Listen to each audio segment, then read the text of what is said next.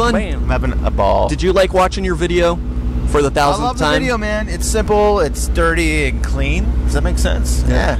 Why not? Good mixture. Yeah. All right, so I was just saying before we played the video, die trying. As an artist, you always got to be die trying if you really want to take it serious. You know, if you're just trying to do it for the money or the fame or the friends, all the chicks, you know, that you get on tour, dude, don't even bother. But you guys want to make this like your real living, and yeah, you know what I've learned on this journey so far is that to live your dream, whether you want to play guitar, play drums, or whatever, just start your own business. Like you're gonna come across way more roadblocks than opportunities, and everyone's gonna say no, and a lot of people won't even understand it.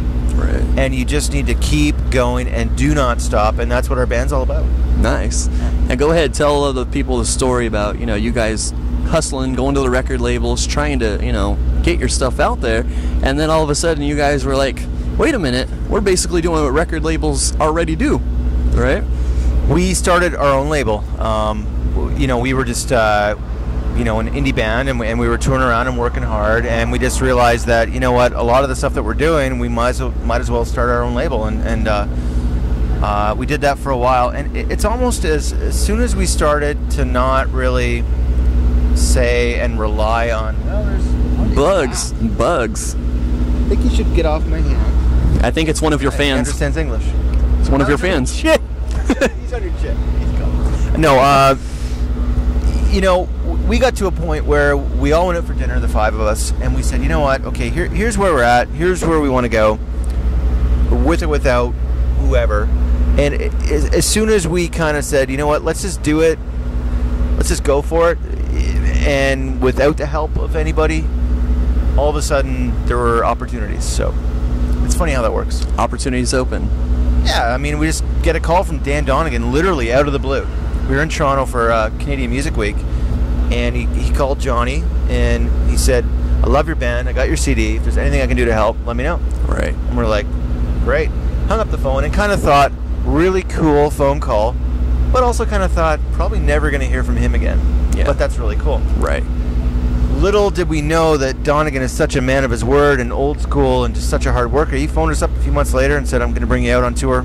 So we went out on the road with Disturbed, 3 different runs. And looking back, what that was we were showcasing every night for them. All right. They were trying to find a band for 7 years under Intoxication and Warner Brothers, and we fit the mold. Nice. Yeah. Right on. And the Download Festival, you know, that definitely helped you guys out a lot, right? Yeah, big time. You know what? It gave us an opportunity to kind of get out there and establish a relationship with Seether, and, you know, just open a lot more doors. Yeah. Right. And this Uproar Festival, I mean, it's ending tomorrow. You know, sorry people that if you came out, hope you guys enjoyed it, but what's after this, you know? We're going to go out with Adelita's Way, and we're going to do a co-headlining tour with them. Nice. So I'm looking forward to having a longer set time, and I think the band, like, you know, as you know, the record and stuff, like, there's a lot of peaks and valleys and stuff, and so it'll be nice to have the time to showcase some of the other songs that we'd really like to play, and you know, we love it here. We love being the opening band and playing early and getting everyone revved up, but I think we're looking forward to you know, doing a different angle on this run. And for you guys, you know, deciding to pick, you know, which songs, you know, to play on the set, you know, sometimes you got to cut out your favorites just to, you know, fit it. And, you know, what do? Is it all, you know, based on the fans? You know, they tweet you and say, we want to hear this show, you know, in UK or Toronto or wherever, or how do you guys pick your sets? Well, we had Adam from 3 Days Grace come out and sing Raining, so when we knew he was going to come out, we definitely throw that in the set, obviously. And we pretty much kept the same set the whole Uproar tour, maybe a couple tweaks here and there, but yeah, you know, we only played about you know, 25 minutes on this run, so it'll be nice to play a lot longer. Right. Yeah, exactly. Yeah. Cool. And you know, the first shows that you guys did weren't like these big festivals, right? I mean, tell us what your first shows were like. Well, like any band, you start bars, coffee shops, doing whatever. Sometimes you're playing for 3 people, or sometimes 300. And I remember we went to El Paso, and I didn't really think anything of it. I thought, cool, El Paso, and it was off the charts, like off the charts. And you know, it's just what it is. You're gonna play for people who might just stand there. You might play for people who are like crowd surfing. There's a guy in a wheelchair. The crowd, the crowd held him up for the entire song of Best I Can, and like I'm almost crying playing drums. I'm like, okay, this is a beautiful sight, and you just never know. Yeah. But that's the nature of the beast. Right, and that's an important lesson to learn for bands out there. Give it your all, no matter if there's 3 or 3,000. Always, always bring it to 11. Always. I don't care if you're hungover, if you're whatever. An hour before set time, that adrenaline kicks in. You just bring it. There you go. Yeah. So being on this tour, give your fans out there that are watching some of your favorite memories of take us back starting off and.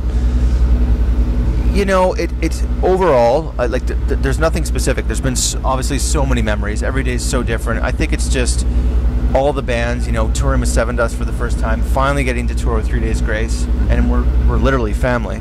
Right. And like Cale and Adam are cousins. We've been out with Seether before, but Avenged, and just supporting each other, and it's kind of like a circus in a way. You all pull up, you raise the tents, you perform, but just getting to know each other. And I think the biggest thing for me has really been noticing people singing along to like all of our songs, just because the record's been out now for a while. Right. And just really like that's been the biggest highlight for me. Right. Really watching how it's affecting people, and we take a lot of pride in our lyrics, and we like to write a lot of stuff that hits home, and is very meaningful. And so whether someone's losing it or they're crying or whatever, just to watch the animal kind of build. It's been pretty amazing. Yeah, definitely. Well, we're gonna close it out and watch your video for Get Through This, and give the viewers a little bit about it. I mean, Get Through This. What was getting through it? Anything? Get Through This. The video is absolutely 100% capturing us. There's no BS about it. This is how we roll. Get Through This is all about perseverance and hope. The song was written. Johnny wrote it years ago about his dad when he was diagnosed with cancer. He's since cancer free, and it is a song about hope and don't ever give up, and you will get through it in your darkest time, in your darkest hour. Do not give up. There is light at the end of the tunnel, and we will be there for it. All right. Yeah, great job, man. Thanks, man. All right. Here on the Vinnie